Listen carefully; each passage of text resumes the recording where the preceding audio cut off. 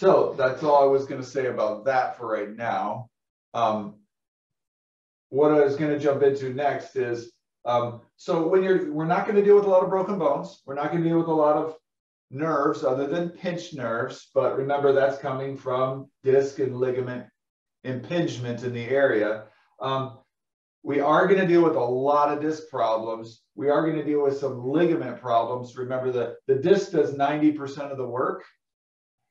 But the surrounding ligaments, like the anterior longitudinal ligament, the posterior longitudinal ligament, the facets, are relatively tiny compared to the size of the disc. But because they're further and further away from the spine, they provide enormous amounts of support. It's kind of like a tall tower. The tower itself has all the metal in it, but there's these tiny guide wires on these, phone towers and radio towers that actually provide all the strength and support. Even though they're small, because they're further away, they have leverage or mechanical advantage. So, the transverse ligaments, the supraspinous ligaments, those ligaments provide enormous stability to the spine. And when you damage the disc, you almost always damage the anterior longitudinal and the other ligaments. So it becomes very complex. That's why injuries to the spine, mechanical injuries, and I'm not talking about the devastating ones like broken bones or, massive ligament instability that might paralyze somebody. I'm talking about the lesser injuries. Remember, we don't deal with the big injuries. They go to the ER and they get fusions and surgical stabilizations, but we deal with everything that's less than that. So now, the one thing you're going to have to do when patients come in is you do have disc and ligaments and facets. And again, I treat facets like ligaments because the facet capsule is made of ligaments and they're identical to the annular fibers and they're identical to any other ligament in your body.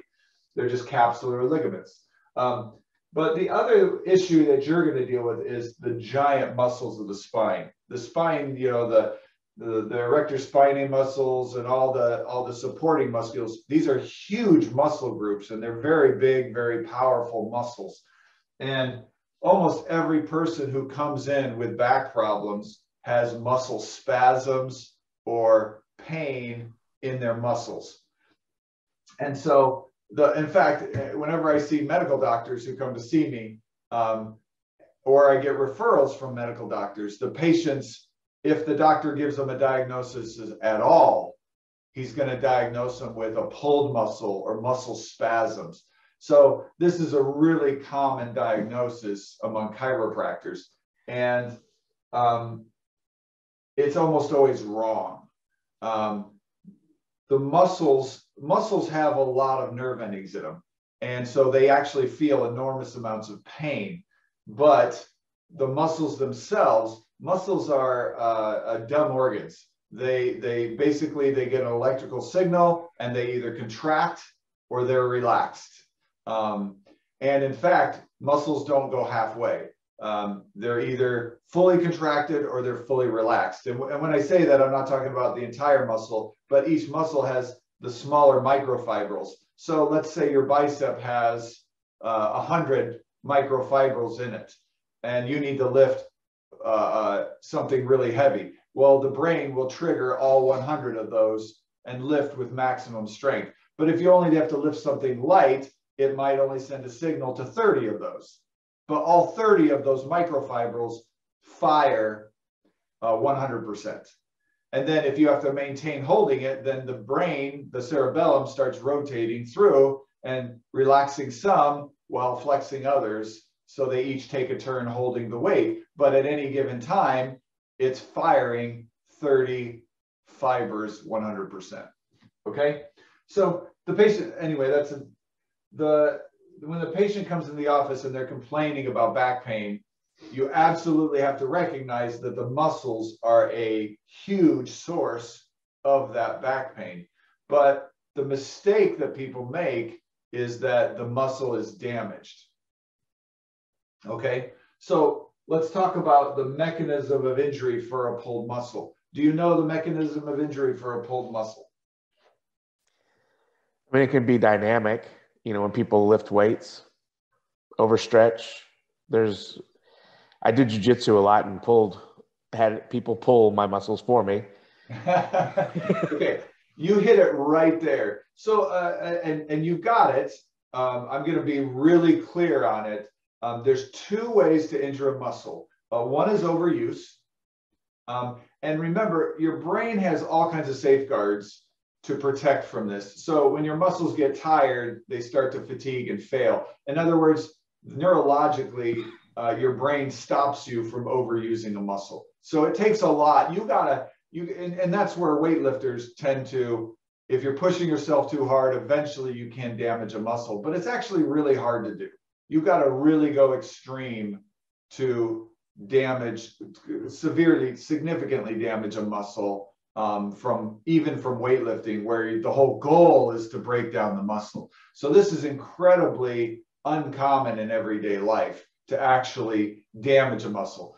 And second, muscles they have a rich blood supply, and they're under very low force. These are, and I want to clarify, because everybody looks at me like I'm crazy. If you look at the pounds per square inch, the PSI on the muscle belly, it's very low. If you look at the tendon, it's incredibly high. The tendon's under 20 times the pounds per square inch that the muscle belly is.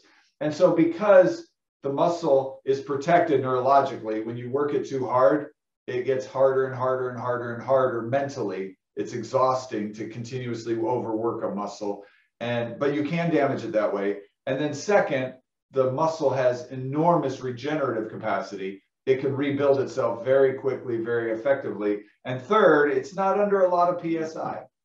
So that makes it really hard to damage a muscle by repetitive use. It's possible, but it's rare. The second way to damage a muscle is what you just said. You can overstretch it. But stretching a muscle, it does not normally tear it. The mechanism of injury for most muscle injuries is contracture, full contracture. You're contracting it really hard and stretching it at the same time. And that's pretty rare. So I watched a guy online, and he was doing some curls, and he was a big bodybuilder, and he had a huge amount of weight, and he was doing negative reps. And so he's contracting his bicep and stretching it at the same time. And when he got to the very end, he didn't have enough support. So without weight, he could have fully extended his arms. But he got to the very end, and he's flexing it as hard as he can and stretching it. And you can watch both his biceps go pop, pop, and curl up inside of him. That's the typical mechanism of injury. So when you're dealing with I see back pain patients, they come in and they say, I was lifting a really heavy weight and somebody was holding it on the other end and they dropped it. So they're holding the weight, they're flexing their back muscles, and then it gets slammed or jerked. And that's what you're looking for. I was lifting something and something else pushed me or knocked me off balance, and the muscle stretched while being flexed. So that's the mechanism of injury. And I'll just tell you, that's incredibly rare. People come into my office and they typically say, I bent over to pick up a pen, or I was tying my shoes, or I fell down, where there isn't a lot of contracture, and there's not really any very gentle, light stretching, and they throw their back out, or they cause massive trauma or injury. And that doesn't fit with the standard mechanism of injury for pulled muscles. So does that make sense?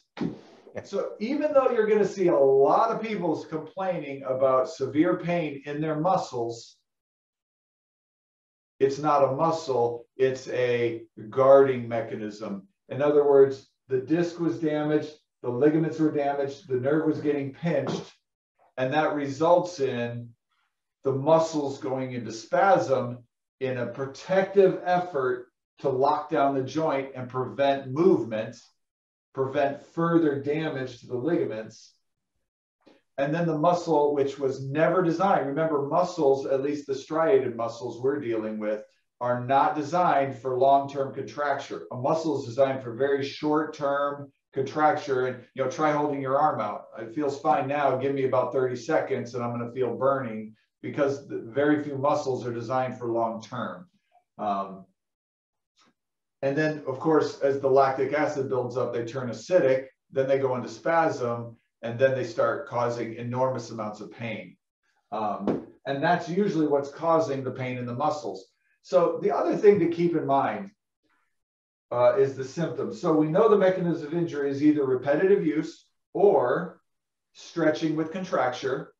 But the symptoms for a pulled muscle, it's really easy to tell and diagnose a pulled muscle. It's super easy. If I think you've pulled your bicep muscle, all I have to do is say, flex your bicep muscle.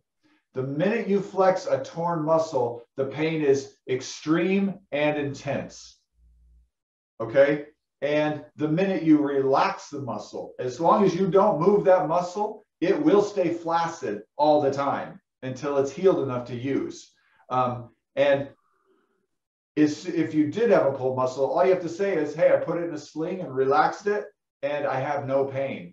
It does not hurt unless you move it. So anybody who comes into your office and says, oh man, my muscles are spasming, you can know immediately that the muscle is functioning 100% normal and has not been damaged at all. Oh, it might hurt a lot. It might be excruciating. You might be able to inject it with some type of lidocaine or painkiller and give them instantaneous relief, but you know for certain that that muscle is functioning exactly the way it's supposed to, and it might be exhausted, it might be fatigued, but it's completely healthy and is not the underlying source of the damage. And that's why I like trigger points so much, is because it's safe. You're injecting a pain center, but you're not doing any damage to it because it's healthy.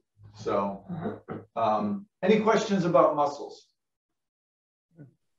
Now, we do have to address the muscles because they are involved in the whole pain cycle, and we address them with massage and trigger point injections, and we can do interferential and stuff like that. But because we definitely want to reduce somebody's pain, and muscles often have to be retrained. But the other thing to remember, because I just get so many people who want to spend all their time doing core strengthening, and muscles are extremely dumb organs. They have a nerve that goes to them. When that nerve sends a signal, they contract as hard as they can. When they are not getting a signal, they relax. And unless the salt balance is off, unless there's too much or too little calcium, which is incredibly rare as well, since your heart is a muscle and those salts are very balanced, because if they're not, your heart doesn't work. So your body pays very close attention and has all kinds of buffers in place to make sure that the salts are balanced. But you can get some muscle cramping and stuff, but those are the main ones. But I guess all I really want you to understand is how to diagnose a torn or pulled muscle, and to make sure that you're not over-diagnosing pulled muscles or their significance in treating the underlying cause. Okay, any questions about that? Okay.